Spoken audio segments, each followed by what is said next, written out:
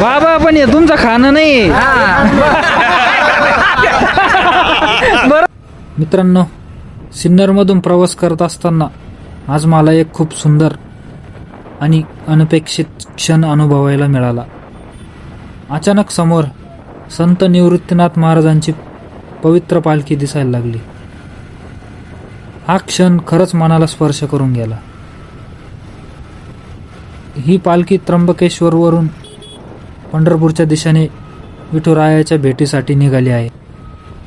टाळ मृदुंगांचा गजर, हरिनामाचा अखंड जयघोष, भगवे झेंडे आणि हजारो वारकऱ्यांची भक्ती पाहून वातावरण पूर्णपणे भक्तिमय झालं आहे.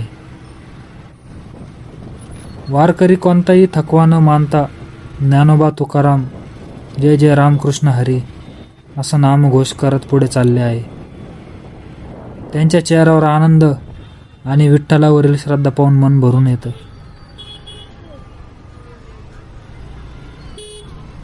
मीही काही क्षण या पालखीसोबत कॅमेऱ्यात कैद करण्याचा प्रयत्न करतो, कारण असे क्षण आयुष्यात वारंवार मिळत नाही.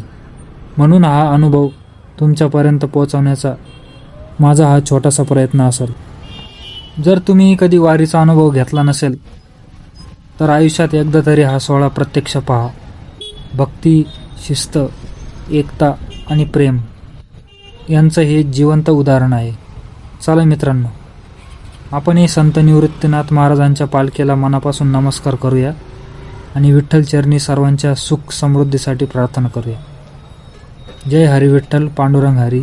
आपण सिन्नर येथील नाशिक बायपास येथे उभा होतो. आपल्याला मध्येच त्र्यंबकेश्वरची पालखी भेटली, तर आपण तुम्हाला त्र्यंबकेश्वरची पालखी दाखवतो. रामकृष्ण हरी, रामकृष्ण.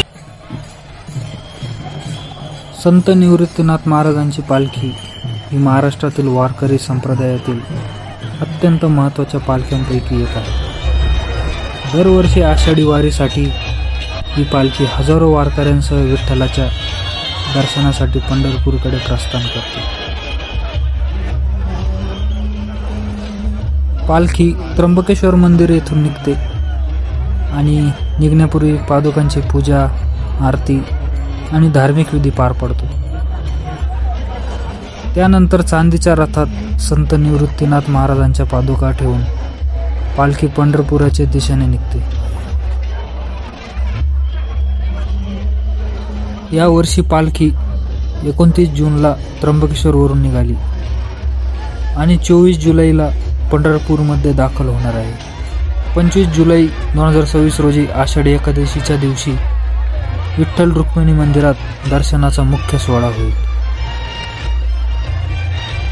बाबा पण हे तुमचं खाणं नाही. बरोबर आहे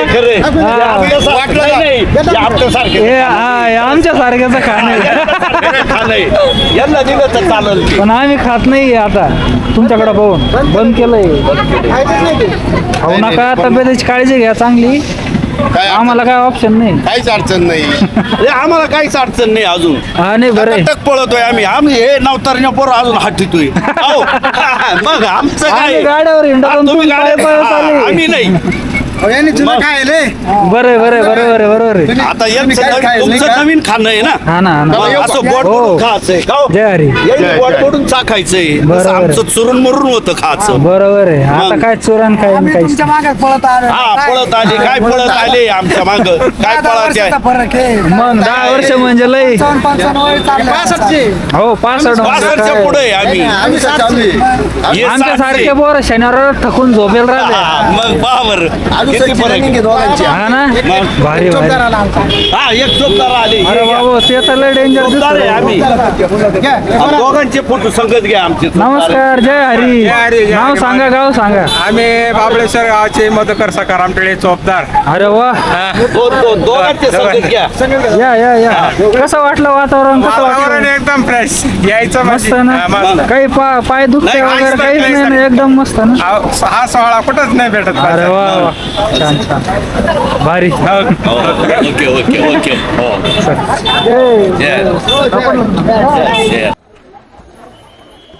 संत निवृत्तीनाथ महाराजांबद्दल सांगायचं म्हणलं तर संत निवृत्तीनाथ महाराज हे संत ज्ञानेश्वर महाराज यांचे ज्येष्ठ बंधू आणि गुरु होते. त्यांनी नाथ संप्रदायाची परंपरा पुढे नेली आणि संत ज्ञानेश्वरांना अध्यात्माची दीक्षा दिली. वारकरी संप्रदायात त्यांना अत्यंत आदराचे स्थान आहे. या वारीमध्ये कोण श्रीमंत कोण गरीब असा कोणताही भेद नसतो. सर्व वारकरी एकाच भावनेने विठ्ठलाच्या भेटीसाठी चालत असतात. हीच वारकरी संप्रदायाची खरी ओळख आहे. आज मला ही पालखी प्रत्यक्ष पाहण्याचं भाग्य लाभलं.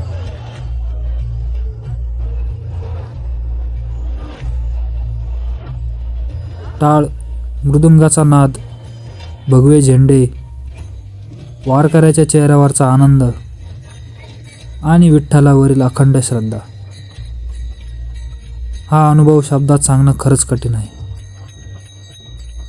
जर तुम्हालाही कधी अशी पालखी दिसली तर काही क्षण थांबा, नमस्कार करा आणि या पवित्र सोहळ्याचा अनुभव नक्की घ्या. महाराष्ट्राची ही भक्ती परंपरा आपल्या संस्कृतीचा अमूल्य ठेवा आहे.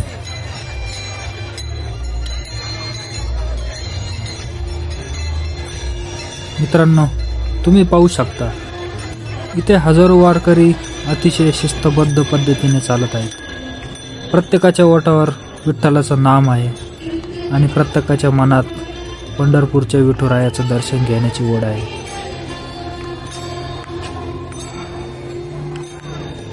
एवढ्या मोठ्या संख्येने लोक एकत्र चालत आहे तरी इथली शिस्त आणि एकमेकांबद्दलचा आदर पाहून खरंच अभिमान वाटतो. पालखी सोहळा हा फक्त धार्मिक कार्यक्रम नाही, तर तो महाराष्ट्राच्या संस्कृतीचा आणि परंपरेचा जिवंत वारसा आहे.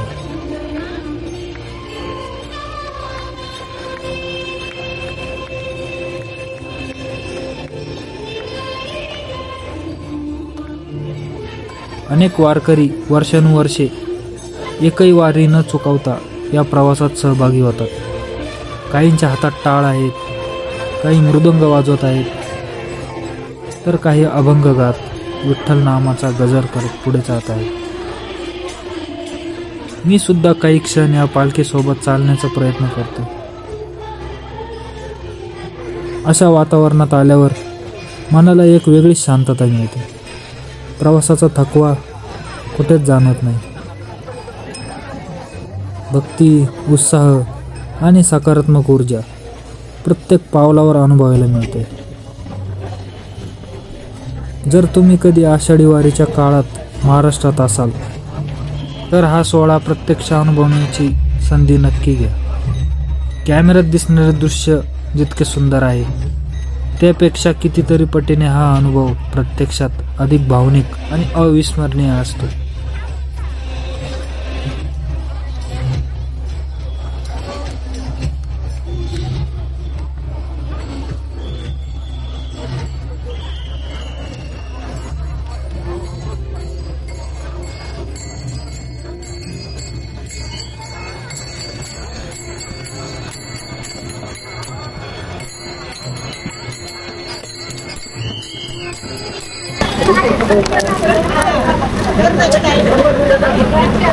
कुठला आहे तू? नाशिक. शाळेत जातो का? कितीला आहे? स्कूलला आहे, 8वीला. कुठं? रुंटा आहे, स्कूलला आहे, 8वीला आहे. 8वीला.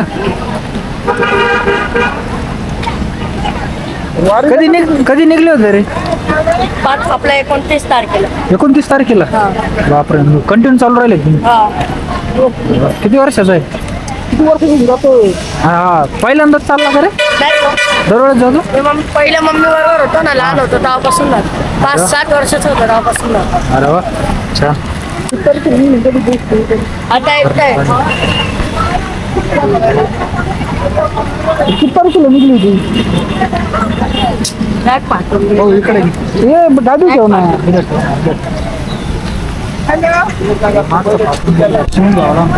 नाही शिवटा नाही शिवून बघितलं पुढे जाऊन अजून किती तारखेला निघली होती दिंडी बघतो ना आता एखादी दिंडी कधी निघली किती तारखेला निघली 29 तारीख आणि पोहोचते किती तारखेला आपल्या 1 महिन्याने पोचते.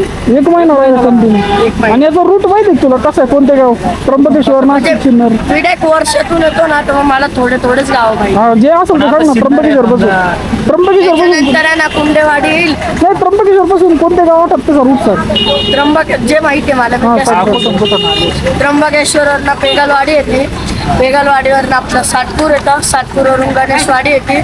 पहिले आपलं नामदेव मंदिर येतं आपल्या जवळला. मग सातपूरला पोचता. सातपूर नंतर आपल्या इकडे येतात पैशाला.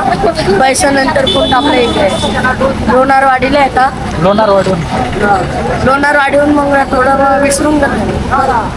ते वर्षातून एकदा येतो ना. इथून पुढं माहिती आहे का कुठं जातो इकडून पुढं गाव माहिती आहे इथले पुढून कुंडेवाडी.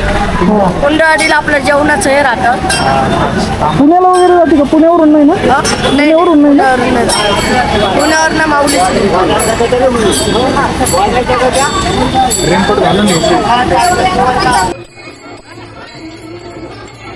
दरवर्षी हजारो वारकरी टाळ, मृदुंग, वीणा आणि हरिनामाचा अखंड गजर करत या पालखीसोबत पायी प्रवास करतात.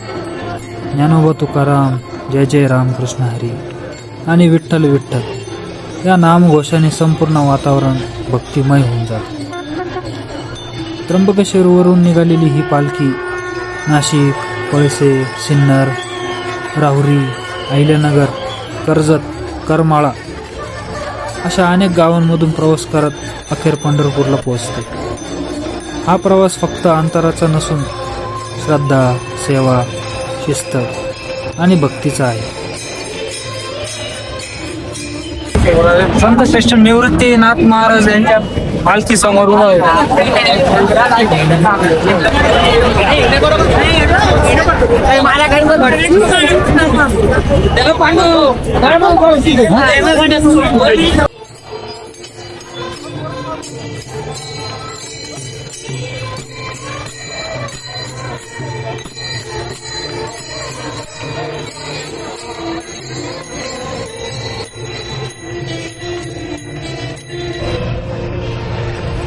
मित्रांनो, तुम्ही पाहू शकता की सिन्नरमध्ये संत निवृत्तीनाथ महाराजांच्या पालखीचं अतिशय उत्साहात आणि भक्तिभावाने स्वागत केलं जात आहे. सर्वात सुंदर गोष्ट म्हणजे येथील स्थानिक नागरिक वारकऱ्यांच्या सेवेसाठी मनापासून पुढे आले आहेत. रस्त्याच्या दोन्ही बाजूंना अनेक ठिकाणी सेवा मंडळे आणि नागरिकांनी पाण्याची व्यवस्था केली आहे. वारकऱ्यांना थंड पाणी, चहा, बिस्किटे आणि नाश्ता प्रेमाने वाटला जात आहे. अनेक दिवसांचा पायी प्रवास करणाऱ्या भाविकांसाठी ही सेवा म्हणजे मोठा आधार ठरतो. वारकरी ही प्रत्येकाची सेवा नम्रपणे स्वीकारत आहे आणि रामकृष्ण हरी म्हणत सर्वांना आशीर्वाद देत पुढे जात आहे. ही सेवा कोणत्याही प्रसिद्धीसाठी नाही, तर विठ्ठल भक्तीची सेवा म्हणजेच विठ्ठलाची सेवा या भावनेतून केली जात आहे. अशा प्रसंगी महाराष्ट्राची संस्कृती, आपुलकी आणि सेवाभाव अगदी जवळून अनुभवायला मिळतो. भक्तीसोबतच माणुसकीचं हे सुंदर दर्शन प्रत्येकाच्या मनाला स्पर्श करून जातं. खरंच वारी म्हणजे फक्त चालणाऱ्या वारकऱ्यांची यात्रा नाही, तर सेवा करणाऱ्या प्रत्येक हाताची, प्रेमाने पाणी देणाऱ्या प्रत्येक व्यक्तीची आणि विठ्ठल भक्तीने जोडलेल्या प्रत्येक मनाची ही पवित्र यात्रा आहे.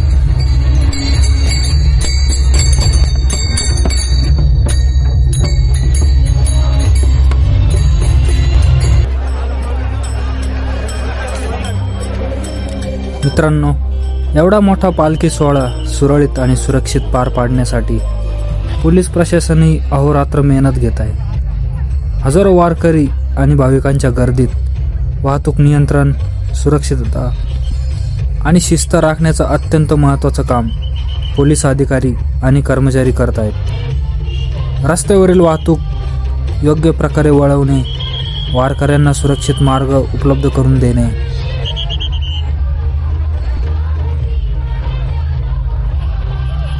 तसेच कोणालाही कोणताही त्रास होऊ नये यासाठी पोलीस सतत दक्ष आहेत. एवढ्या मोठ्या संख्येने लोक अनेक दिवस पायी चालतात, पण त्यांच्या चेहऱ्यावर थकवा नाही, तर विठुरायाच्या भेटीचा आनंद दिसतो. हीच खरी श्रद्धा आणि भक्तीची ताकद आहे. आज माझा प्रवास सुरू होता, पण या पालखीमुळे काही क्षणांसाठी तो प्रवास भक्तीच्या यात्रेत बदलला. असे क्षण अचानक भेटतात आणि आयुष्यभरासाठी आठवण बनवून राहतात. तुम्हालाही हा व्हिडिओ आवडत असेल आणि अशा प्रवास, वारी, मंदिर आणि महाराष्ट्रातील सुंदर ठिकाणांचे व्हिडिओ पाहायचे असतील तर व्हिडिओला लाईक करा, चॅनलला सबस्क्राईब करा आणि तुमच्या मित्रांपर्यंत हा भक्तिमय अनुभव नक्की शेअर करा.